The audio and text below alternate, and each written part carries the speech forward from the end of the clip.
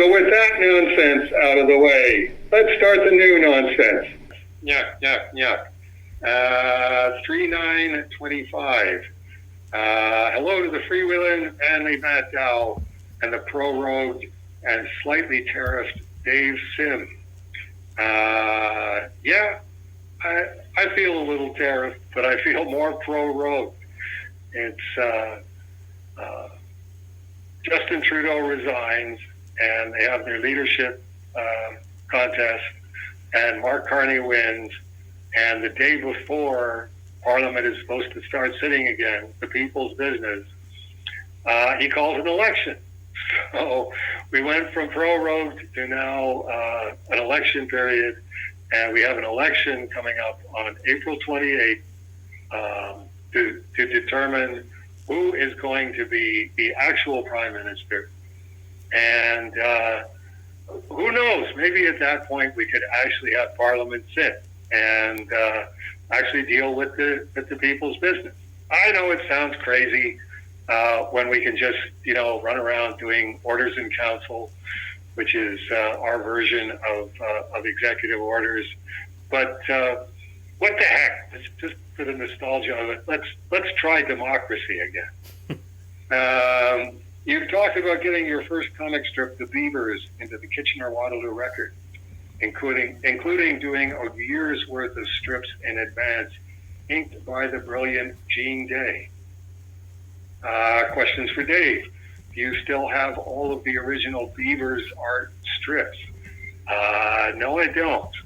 That was actually one of the things that I sold to Harry Kremer when he was still alive, where I said, are you interested in the Beavers strips? And there's actually 104 Beaver strips. That's getting to your second question. Did the paper run all of the 52 strips?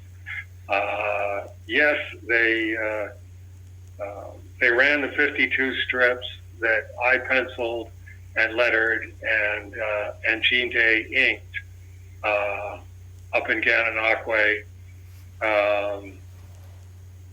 And then it was, it hadn't completely failed because the Kitchener-Waterloo Record was carrying the strips in their entertainment section, the Pulse section, for the year from December 1976 to December 1977. And at that point, I had produced the following year's strips on my own, not inked by Jean Day. These were the Beaver strips inked by me. So 53 through 104 were Dave Sim exclusively. So yes, they did run the 52 strips. Some of them they ran out of order because I think somebody just went through the pile and went, let's run this one. And it's like, don't do that. I gave you a year's worth of strips. Run one a week and run them in order. So there would be a 3-part gag where you would get gag number 3 and then gag number 2 and then gag number 1.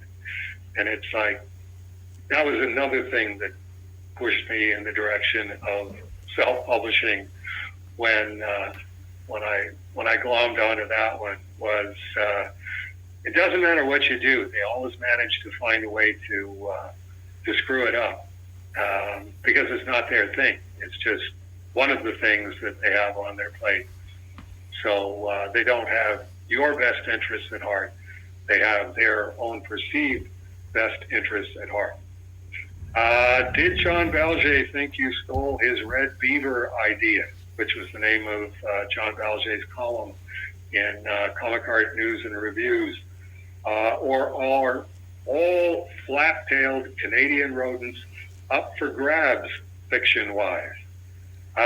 Pretty much. It's the beaver is the personification of Canadianness, and this is who we are. So we have all of these political cartoons with tariffs, and it's usually something disastrous being done to a beaver. And it's like, as I said in my dedication to How's Your Beaver, which was the first Beavers book. This was from the Highway Bookshop in Cobalt, Ontario. It was dedicated to John Valjean. I'm pulling it out of its plastic bag now. I have 2 copies of it in the Service Archive. To John Valjean, who's a moose man at heart.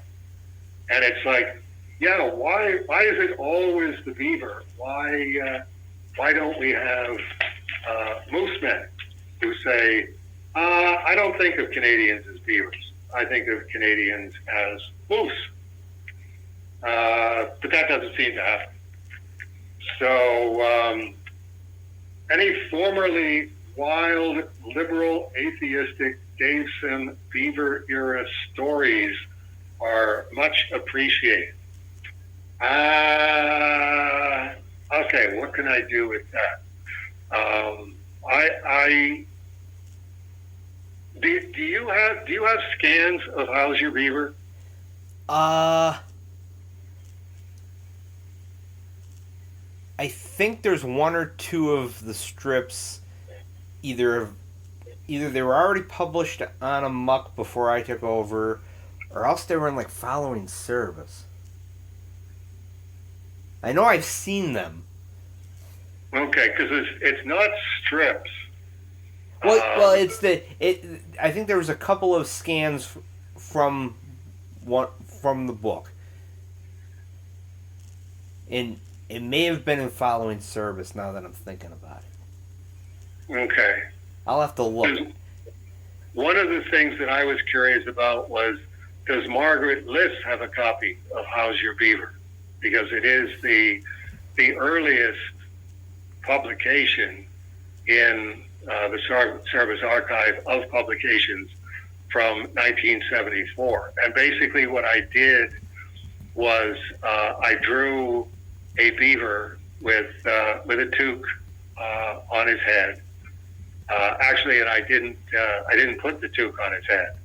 I just had the face and the ears and a sweater that was blank, and then the two feet and the beaver tail.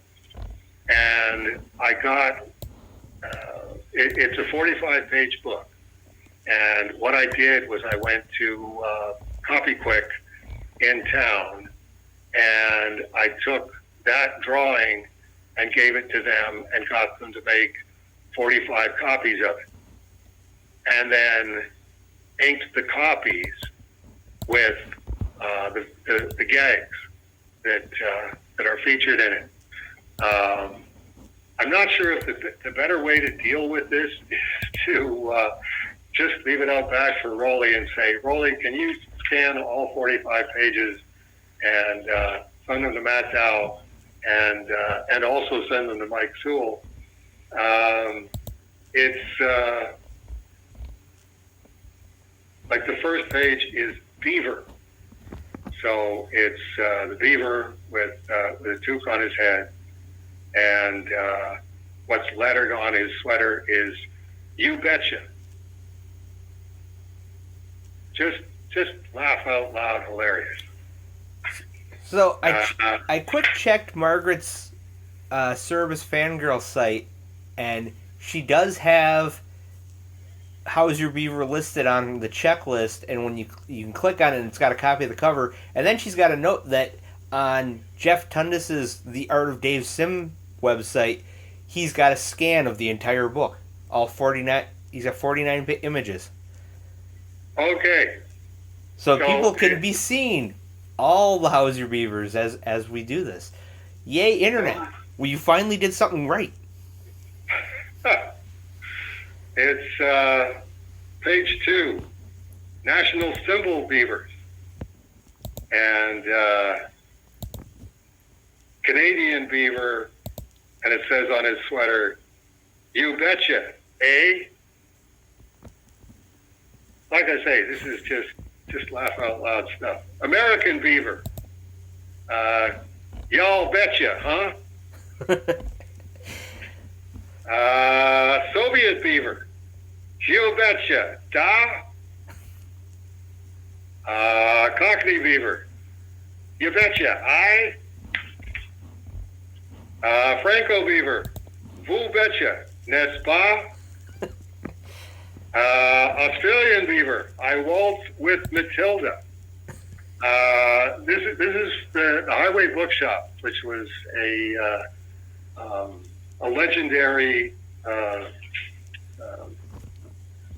bookstore and book publisher in Cobalt, Ontario. So this would be a good chance to show a Google map with, okay, here's Kitchener in Ontario, here's Toronto in Ontario, and way up here we got Cobalt, Ontario, named for the element because that's what they mined there was cobalt. And I believe it was the address was literally 4500 Yonge Street. So it was like Yonge Street in Toronto, but extended straight up north for 4,500 clicks till you hit Cobalt, Ontario. So there you go, Mike. It's I would definitely recommend going to Jeff Tundis's site and taking a look at this because it was one of those things that even at the time that I did it, I was going, this is a pretty sleazy way to do a book, where you're just photocopying the same drawing 45 times, and the only thing you're actually drawing yourself is the toque, so that the little ball on top of the toque is moving around. And apart from that, lettering different stuff on the shirt, and consequently, I could just bomb through all 45 of them and send it to my publisher at the Highway Bookshop in Cobalt, Ontario, and I think I got paid $150 for the book, which is copyright by the Highway Bookshop, by the way.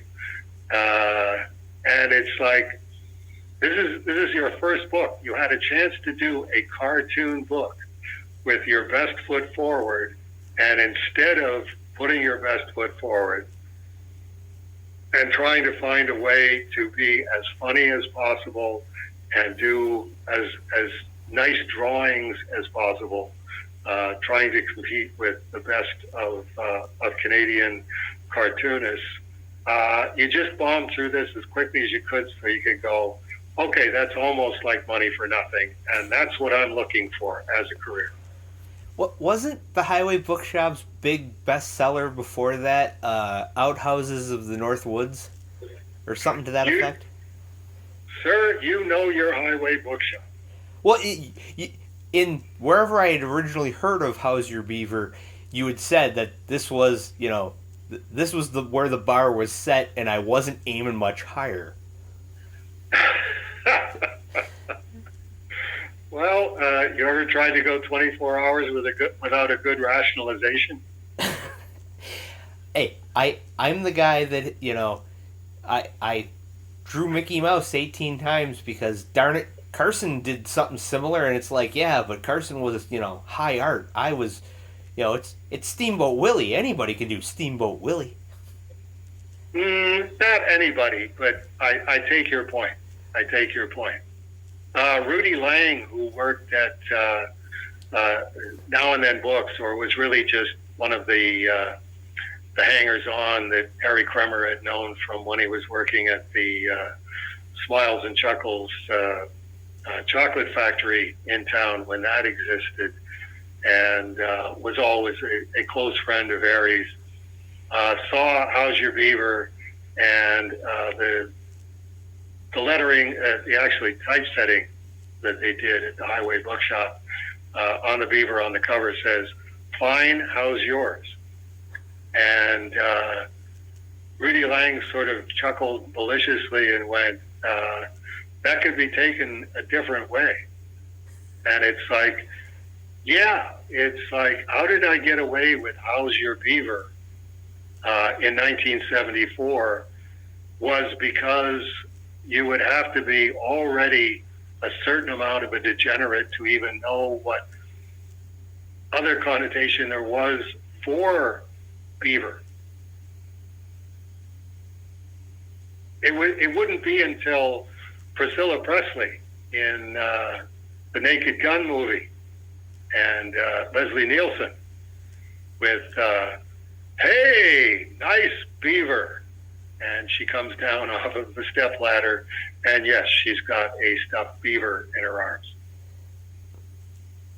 In a similar vein, National Lampoon's Loaded Weapon 1, which is a parody of Lethal Weapon and that era and genre of action film, did a parody of Basic Instinct where Kathy Ireland is getting questioned by the police and she uncrosses her legs and the camera cuts to the cops who are interrogating her, cuts back, and it's a stuffed beaver, and the screen says "gratuitous beaver shot."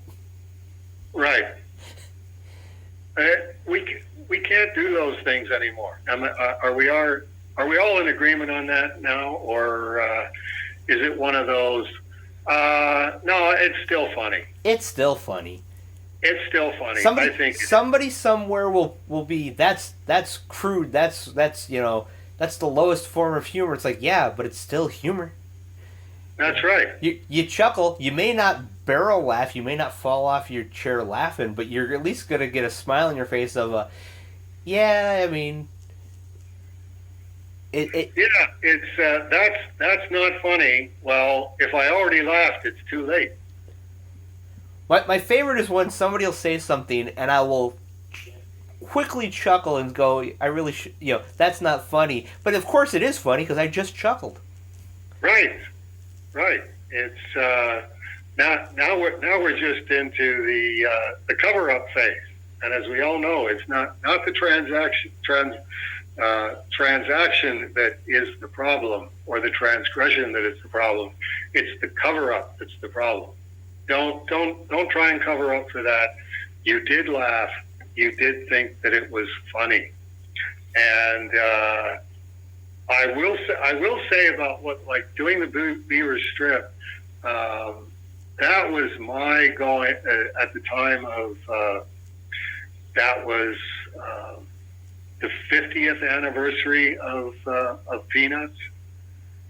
No, 25th anniversary? I think 25th anniversary. It started in 1950, so it'd be 1974, 75. And they did an oversized book of Peanut strips. And I thought, yeah, that's what I want to do. I think I want to do a comic strip and become, Canada's most beloved comic strip cartoonist and most Canadian with the Beavers. And talk about your School of Hard Knocks thing. It's no, Canadians don't subscribe to or put much stock in Canadian cartooning or Canadian anything else.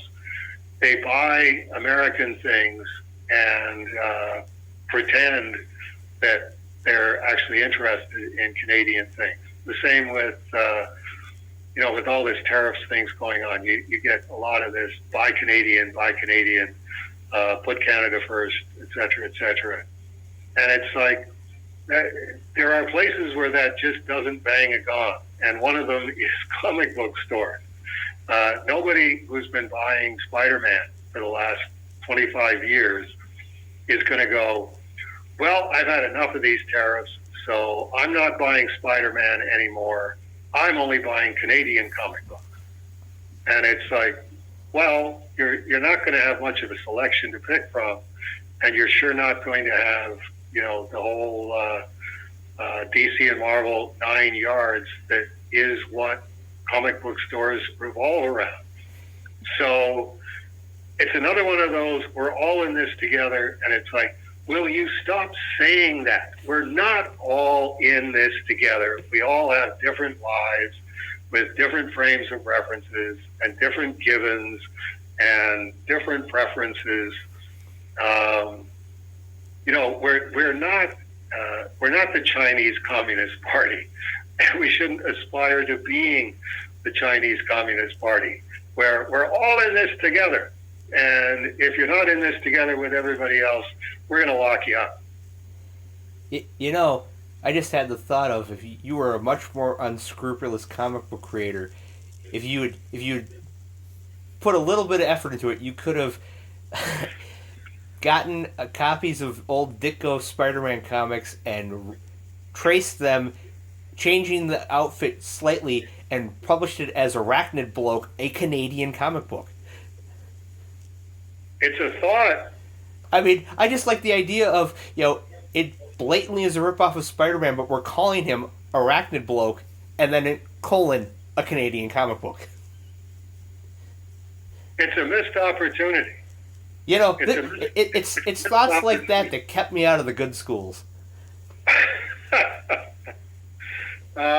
P.S. Matt, my restaurant staff was very confused when 47 random customers screamed swordfish at them and demanded 90% off. Thanks a lot, Dow. And Matt says, guests of Please Hold for Dave Sims stay at the lovely Marriott Hotel in East Brunswick, New Jersey. As neither Dave or I live anywhere near East Brunswick, New Jersey, the buy one, get one 50% off coupon for dinner at Alfie's Fish and Chips, 610 North H Street, Lompoc, California, 93436, phone number 805-736-0154, which, for those playing at home, is on the other side of the dang country, is kind of useless. I'll go along with that. What he said.